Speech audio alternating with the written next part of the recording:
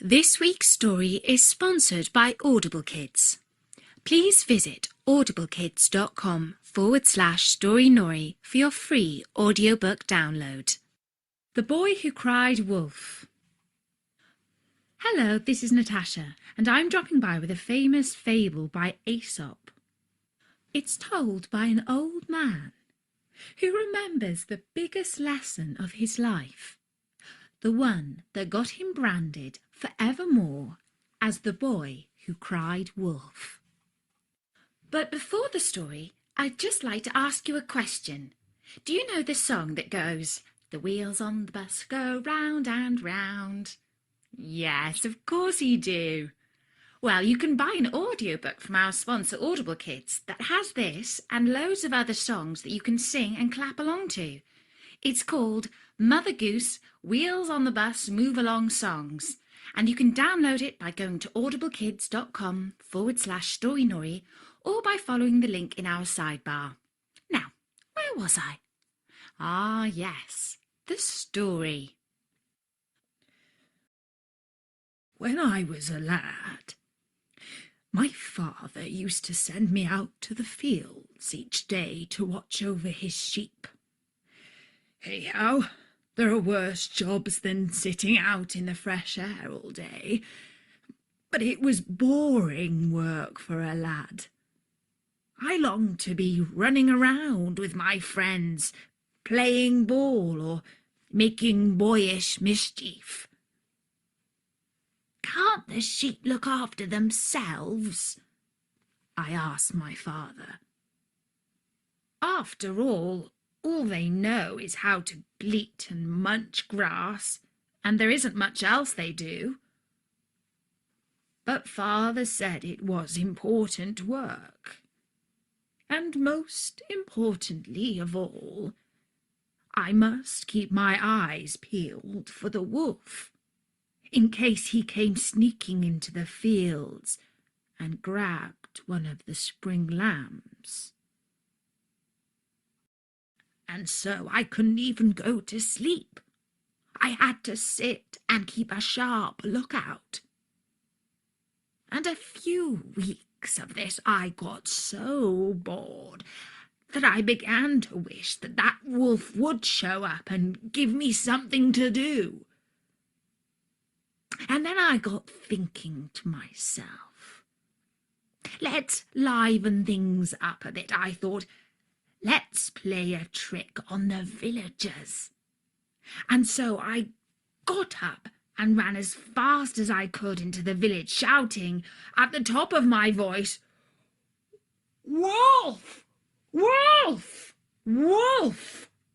And the villagers grabbed sticks, rolling pins and pitchforks and came running up the field to chase away the wolf. But when they got there, all was peaceful. The lambs were frolicking as usual, quite unmolested. And I laughed. "Ha ha! Fooled you all!" But none of the villagers laughed with me. Some of them grumbled, and the blacksmith became quite angry and shouted at me. But he was just a bad sport who couldn't see the funny side of my joke. And so a week later I did the same thing again, only this time I put on an even better act. I dubbed red paint on my arm and pretended that the wolf had bitten me. This fooled even the blacksmith, who was on his guard after the last trick I played. And when they all arrived, breathless in the field again, I called out, "Ha ha! I fooled you!" And this time quite a few of the villagers were angry with me, and I got quite an ear-wigging from the blacksmith, the teacher, and the ironmonger. When I got home, my father was furious and told me that I had a stupid sense of humour. But I thought it was funny, and so did my friends. About a week after that, I was sitting up on the hill watching my father's sheep as usual. It was getting on for evening and the sun was setting behind the forest. I would have to spend the night out there, and oh, how lonely and bored I was. Then all of a sudden, the sheepdogs started to bark, and the flock was running around and bleating like they had all gone mad, only they hadn't. There was a wolf coming among the sheep, and he had seized a lamb. "Wolf! Wolf! Wolf!" I called out, and I ran into the village to get help. But nobody came. Not one villager.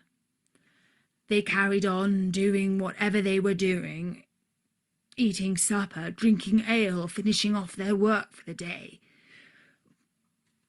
"But please," I said to the blacksmith, "this time it's true. There really is a wolf." And he just shrugged his shoulders.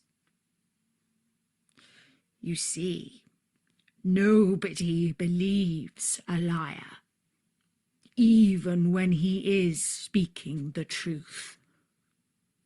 And that's why you should never cry wolf unless you really mean it. And don't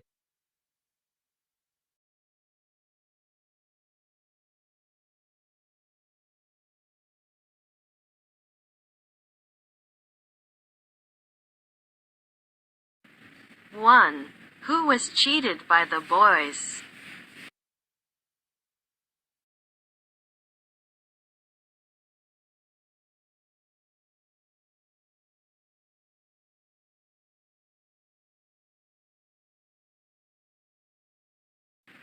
Two. Where is the boy tending his sheep?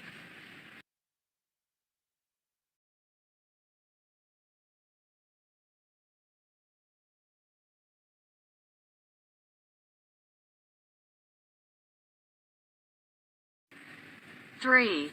What are the effects of lying?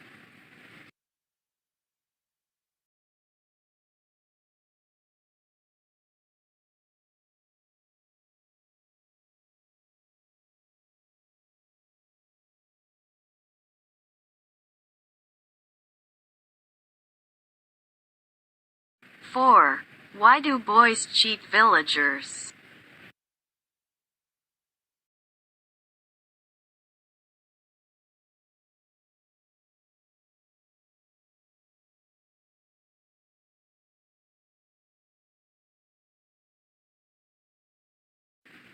Five. When did the villagers not help the boys?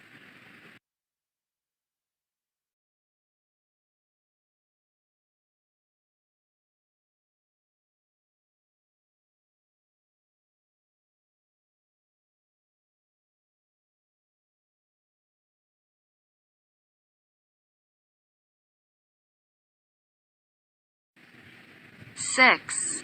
When I was a blah blah blah, my father used to send me out to the fields each day to watch over his sheep.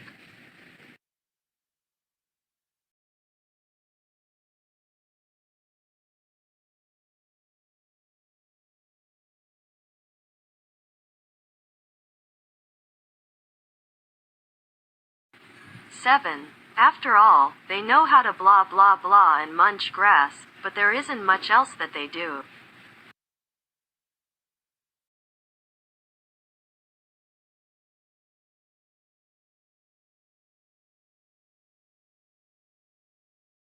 Eight. In case he came sneaking into the fields and blah blah blah one of the spring lambs.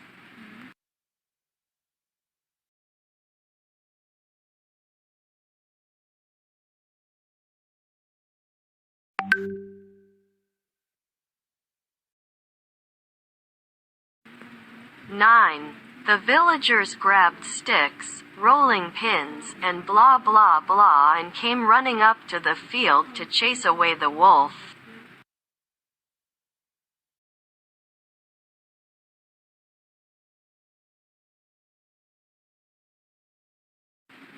10.